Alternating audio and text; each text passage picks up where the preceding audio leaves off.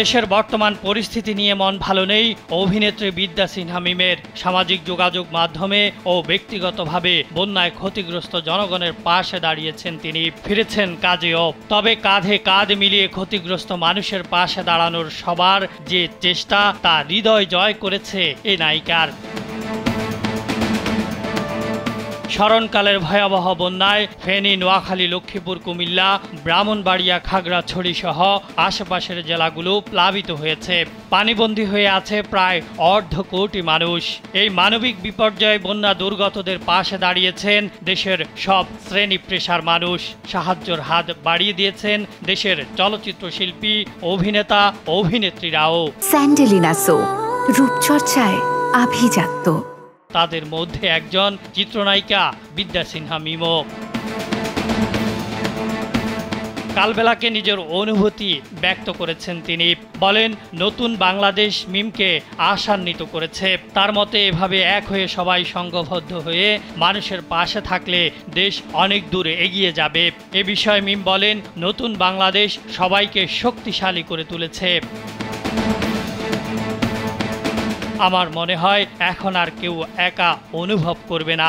ফেনী, কুমিল্লায় বন্যায় ক্ষতিগ্রস্ত মানুষের পাশে যেভাবে গোটা বাংলাদেশের মানুষ দাঁড়িয়েছে এটি তার প্রমাণ। এখন আমরা কেউই একা নই। বিষয়টি আমার কাছে সবচেয়ে বেশি সুন্দর লেগেছে।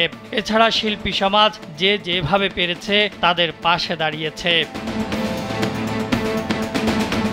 এর আগেও শিল্পী সমাজ সাধারণ মানুষের পাশে ছিল, কিন্তু এবারের বিষয়টি আগের সবকিছুর চেয়ে আলাদা। আমি দেখলাম অনেকে নিজের সামর্থ্য অনুযায়ী খাবার নিয়ে বন্যায় প্লাবিত অঞ্চলে ছুটে গিয়েছেন। অনেকে ঢাকায় বসেই তাদের জন্য সহযোগিতা করেছেন। এভাবে সবাই যার যার পাশে থাকলে আমাদের চেয়ে শান্তিতে আর কোনো দেশের মানুষ থাকবে না।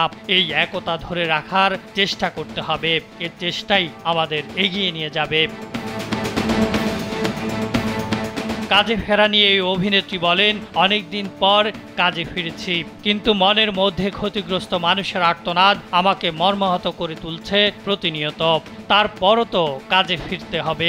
আমি বর্তমানে বেশ কিছু বিজ্ঞাপনের শুটিং নিয়ে ব্যস্ত সময় পার করছি। শুটিং সেট থেকেই কথা বলছি। সিনেমায় ব্যস্ততা নিয়েও কথা বলেন অভিনেত্রী। বেশ কিছু নতুন সিনেমার কাজ নিয়ে কথা হচ্ছে, কিন্তু দেশের এই পরিস্থিতি দেখে সেভাবে আর কথা এখনই আগাচ্ছি না। সবকিছু একটু স্থিতিশীল হলে তখনই সিনেমার কাজে ফেরার ইচ্ছে আছে। কারণ সিনেমার বিষয়টি বিজ্ঞাপনের মতো নয়, তাই একটু সময় নিয়ে আবারও সিনেমায় ব্যস্ত হওয়ার পরিকল্পনা রয়েছে।